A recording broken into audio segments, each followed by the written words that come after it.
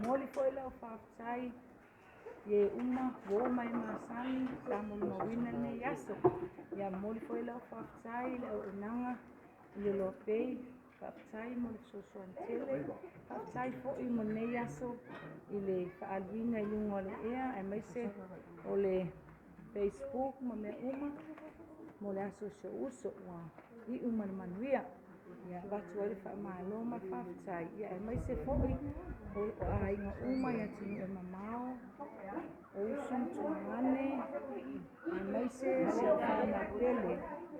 ni te leo le tau lango ma tau sosoani tau mai e tau tau au ua manu ia e le aso la fiona ia e ia na alu ane le malatala ta ape whiria lii tuama le fua le nei aso a tasi ia manga o le atua ia tu o tau whatau nuu a inga ma fuanga ma nua whatau mai ia e suafo Yesu amen. Ia le whailoa kua si vaenga ia o silominga so unoa mai hai mam ia masala sasangi na yoti alo lava no sai auntie love you ia ma s ia h mai ata no love auntie si vaenga ia leo ia faafetai tele lava whangau so pangani ia mese se o whangau ia le lofa ma vai mai fo ia te au whaalongo i fo sui au noa o tau whaia tatu a ina nei i whangaloa le va a fonti tai ia Florence you au no mai love you mom ia masina tala tau love you sis ia mai kas sina tau ia faafetai ma ia la sonis ne yaso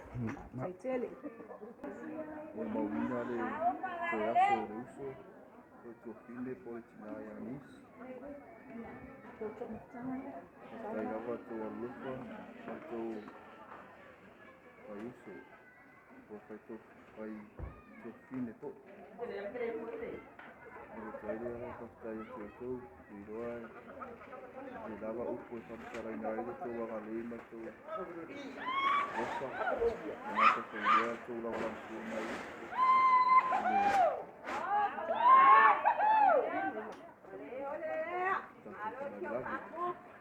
le pura whaktai nei o ainga le ponge astaria e o mai mo mai ala ngata whailea ni se uso ma e whakine nā tō ia tino mau e a whaau mai o nau i wanga whama whaktai lava tō loka mai ia mono le atu maa whaaka ma se o pinge mo o tō ima lava whaktai lava mo le ia loka mai whaktai ko ina i o matua ma nai o a inga ni sa moa ma langlang sua mai le lavi nā tō koilea la inga se o toalua uso ma tuangangi o nis whaktai ko loka a nis nā tō koilea le tō a loka ia ma ua ma se o pinge i whare atua ma whaile malosi i te utou malawa o roo mai mua mai rua nei lai ma maungia le isimasi au kou maungia le atua i tau whanga uma o rotoi maungia koile tau sanga kou pe a ria sa whai Yesu amen halo lava sen